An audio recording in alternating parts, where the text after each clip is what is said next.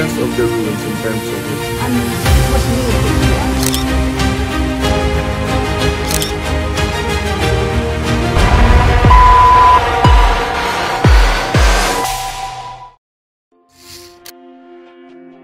The Philippine archipelago comprises about 7,641 islands clustered into three major island groups: Luzon, Visayas, and Mindanao. One of the most beautiful islands of the country is Leyte. It is known for its breathtaking natural wonders such as lakes, mountains, and natural resources. It is the oldest and largest province in eastern Visayas, which composed of 3 cities and 40 municipalities. I would like to introduce to you the land of diversified cultures and beautiful landscape. From its geographical site, tourist attraction, and historical events, a thriving coastal town fronting Leyte Gulf, the Karatong country of eastern Visayas, Dulag, Leyte, Philippines.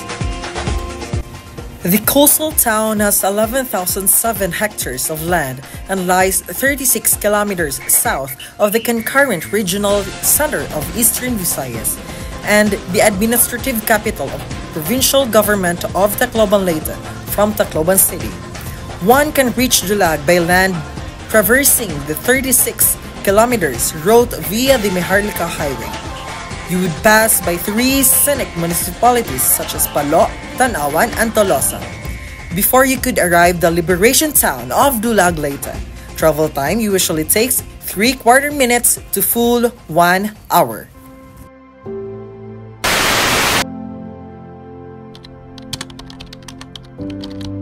There are several versions as to how Dulag got its name.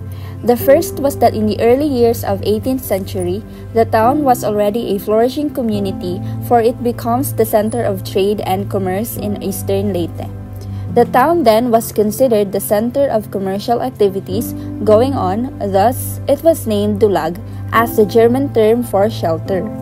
Another version states that it is the etymological variation of a certain herb called dulaw, which grew abundantly in the area. Dulaw is a kind of plant which is yellowish-green in color, used as a food seasoning for a local dish. Because of its abundance, the place was called after this herb. Ang pagngaranihin ng dulag kay puno ini dinhihin bulaw. Ini nga dulag puros ini kabagwakan. An kuan ini nagsasaralakot lain kay kabagwakan. An mga kuan ini damon dulaw nga nagsasaralakot lang. An mga tulan, han mga hayop, an tulan ng tao, han mga dano na mga panahon. Also, this municipality had made significant and noteworthy history dating back hundreds of years ago. Dulag, a Spanish colony, was first settled by Jesuit missionaries in 1595. Don Pedro Hernandez, an encomendero, brought them in his boat. Father Alonso de Jimenez and Father Juan del Campo persuaded natives to settle within the sitio, and the Jesuit fathers built a church and convent. A group of 60 boys from Palo formed the first mission school in Dulag. In 1596, this booming town had experienced significant growth and progress in Christianity because of the influence brought by the Spaniards. However, the town faced a violent Moro raid in 1603, burning 10 churches in Leyte. Sacred images were destroyed, sacred vessels were looted, and new Christians enslaved. The town faced numerous misfortunes after the Moro raids, including typhoons, earthquakes, low-cost invasions, and the return of the Moros in 1613. During the American regime, Emilio Celso Abad was elected the first captain. The steady progress of the town resulted in the expansion of the town limits. Marshal Lagunzad was the mayor of Dulag when the Japanese occupied the town. He was tactful, so many lives were spared, but unfortunately, he died during the early days of the liberation during an American bombing raid. Before the Jesuits left in 1768, they had built a brick church under the avocation of the Nativity of Our Lady. it was significantly called the Refugio. After the expulsion of the Jesuits, the Augustinians took over. Then parish Father Cipriano Barbasan is especially remembered for enlarging and remodeling the church. A church dedicated to the Blessed Virgin was built, and in September 8, the feast of her nativity was celebrated. The town's patroness was later changed to Our Lady of Refuge, Nuestra Señora del Refugio. The church is contemporary. The facade is made of beige with blue accent, found in its decorative trims, cornices, pilasters, and lintel. Just like Holy Cross Parish Church, its pediment occupies as a central panel with pilasters that stretch from the main entrance where an overlarge lintel is found, which serves as a small portico. The entrance forms a recessed area, which extends to a window above it made of 3 orders of overlapping walls. The rest of the facade connects with the central panel through a sloping upper edge. A bell tower is erected in the epicel side of the church.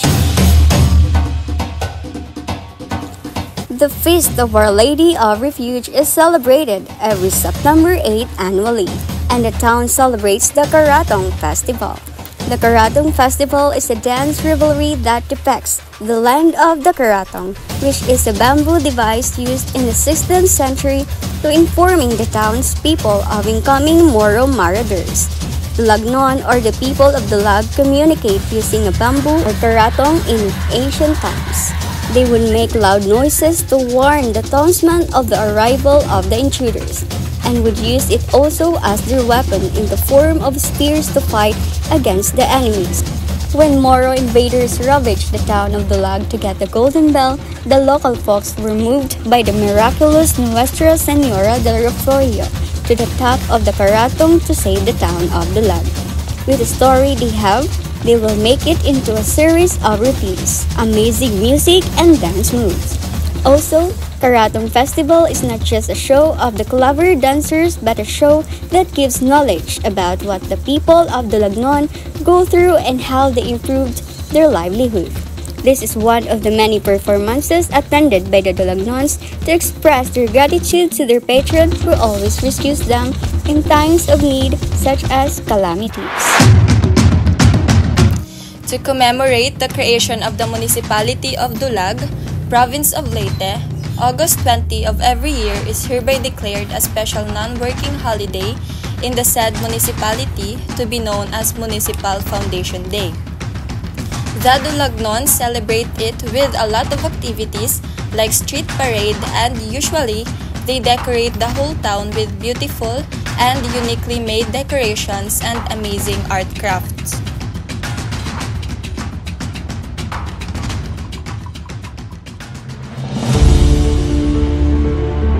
The town of Dulag is rich in historical places and momentous events happened in the past. One of the historical places found in this town is the memorial built at the former airfield with a memorial plaque and an airplane model on a concrete pad. The memorial plaque reads, World War II Airfield, located in Barangay Rawis, Dulag, Leyte, Philippines. Constructed by the Japanese Imperial Army, supported by free labor from the Dulagnons. Taken over by the Allied Liberation Forces in 1944, improving and widening the area with steel matting runways. Fighter and bomber planes were stationed here through the war days.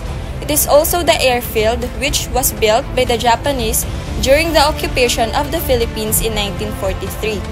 Seized by the Americans shortly after the Leyte landing in November 1944, the runway was improved and widened, and the facility was turned into a major base, with a double set of revetments and taxiways to the side of the strip.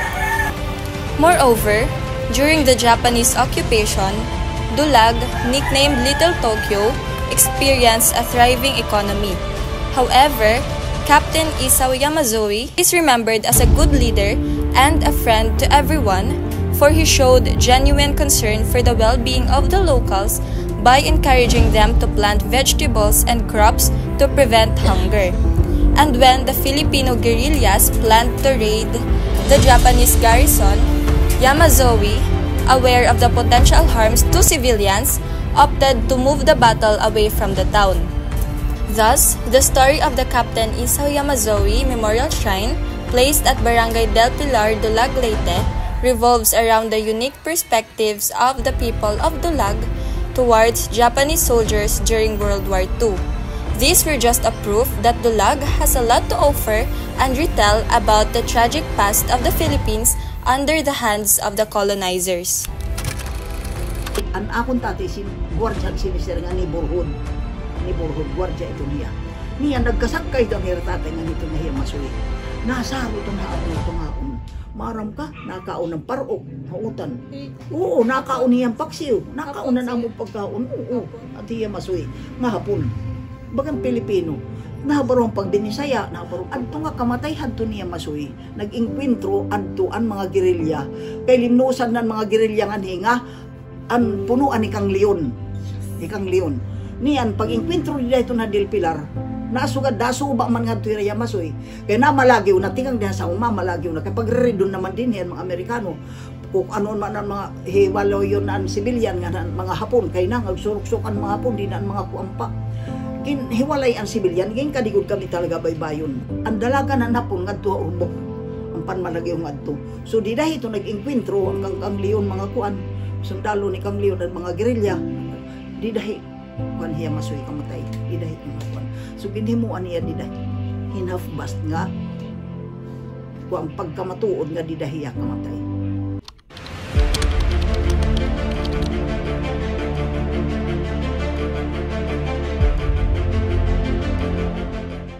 But there is this one historical place that could reopen our senses and be satisfied with its remarkable history in the town of Dulag, this consequential historical place called The Ruins.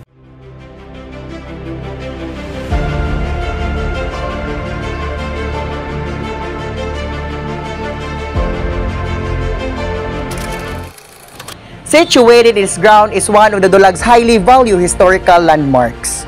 Despite of the tragic events in the past, the remnants of the said to be known the first old school convent in the province still stand and remain against time, and it still provide remembrance to the people of Dulag about the courageous spirits and durable experiences of their forefathers. We've realized that this ruins has a lot of stories to convey.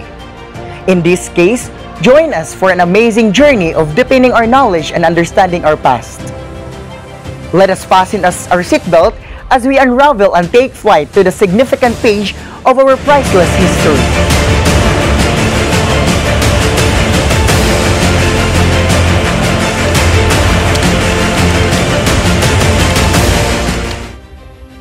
The ruins of Old Jesuit Seminary beside Church of Dulag is an original Spanish structure built in 1595 and considered as the first Jesuit school in the province of Leyte.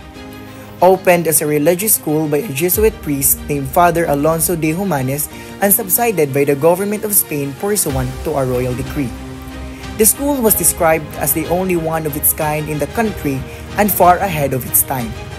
It was destroyed by the World War II in October 1944 when American Liberation Forces led by General Douglas MacArthur landed in Dulag and used by the American forces as its 60th Field Hospital. One of the historical site of Dulag, Leyte was a renowned seminary school which is known as The Ruins. It was an original Spanish structure built in 1595.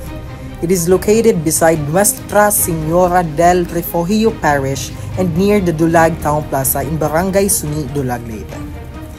The school is considered to be the first Jesuit convent school in the province of Leyte, due to the Spain pursuant to a royal decree.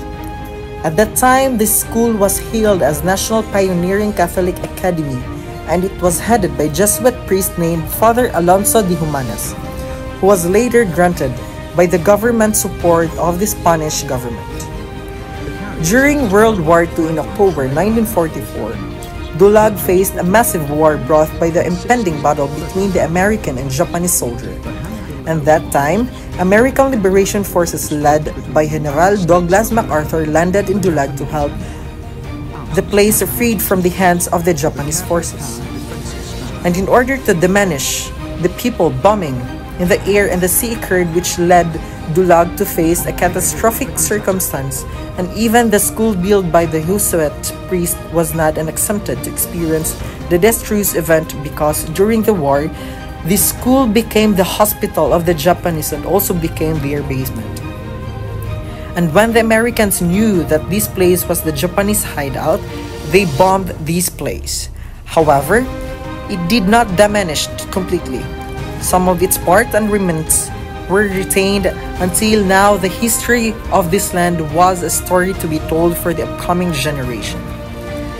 From its building structure, it is very apparent how it was constructed firmly, as well as how it became a strong refuge of the town of people of Dulag during the Japanese occupation. Moreover, it was an establishment that brings people closer to God in fulfillment in its divine mission to spread Christianity that until now was adopted and sustained by the present generation.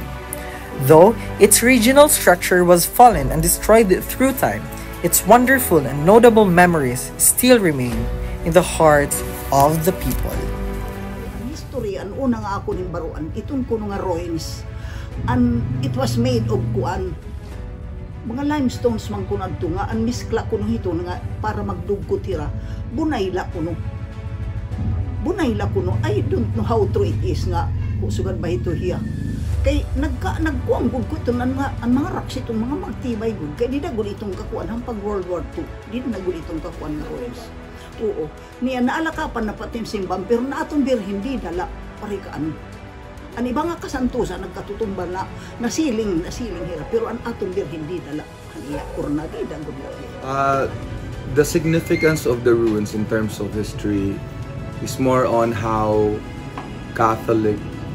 the Catholic faith spread in the Philippines, and it started in Carigara and Dulag.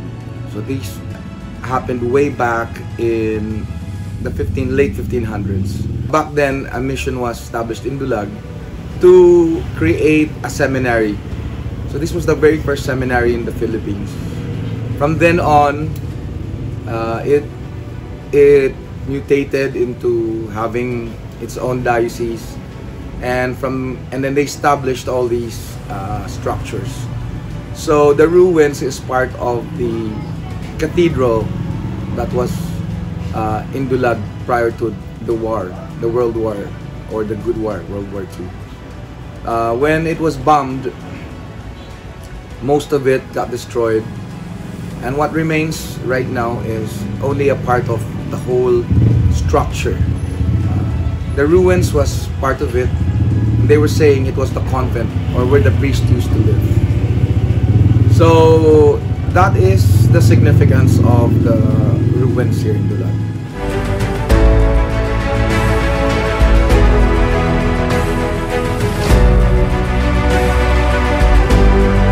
I don't believe this is true though, because most towns here have this narrative that they have a bell that was made of gold, and when it was tolled, the sound would reach Mindanao, and the Muslims would come, and they were trying to get this bell.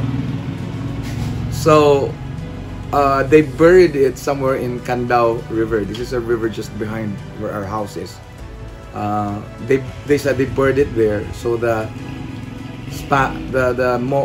Moros or the Moro raiders will not be able to get it.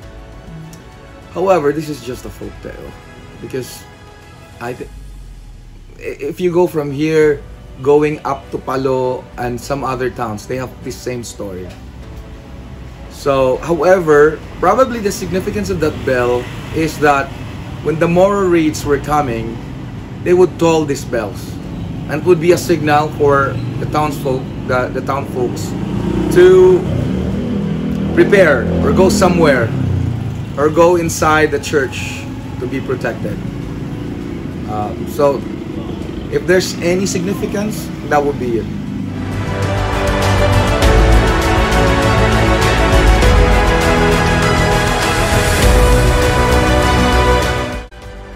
think it's more of giving the new generation a sense of belongingness, a sense of history, a sense of roots. As they say, a tree cannot rise without roots. So one way of creating your identity is to know your history. Without knowing where you come from, you won't know where you're going. So I would say that, you know, the town's very ancient and we have so much in store for people who's interested in culture and history.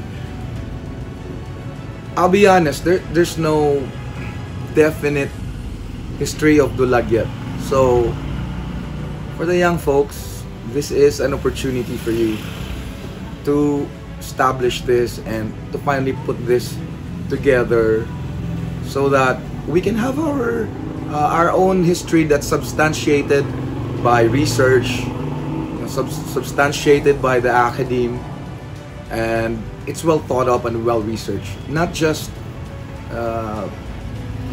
oral narratives. Of course, it's important to get the oral narratives, but you know, it's been a long time and there's so many stories coming out. It is important that we do a methodical way. We do a scientific way, a logical way of knowing our history. So if there's anything that I would tell the young people of Dulag, is that to look back, because there's so much to unearth. We have so much history. Imagine, we're one of those few towns that has been established for 400 years. So there's a trove of treasure in Dulag in terms of history. Tragic memories, bombing events, devastations, and the journey in fighting for freedom were already tangled in this historical landmark. But despite of these negative connotations, there is one important fact that cannot be changed. The Filipinos can stand against different hurdles in life and still placed their hope and faith to God. Our resiliency was already challenged through the waves of the changing world, but we're still here, remaining as one and learning from the remarkable stories of the past.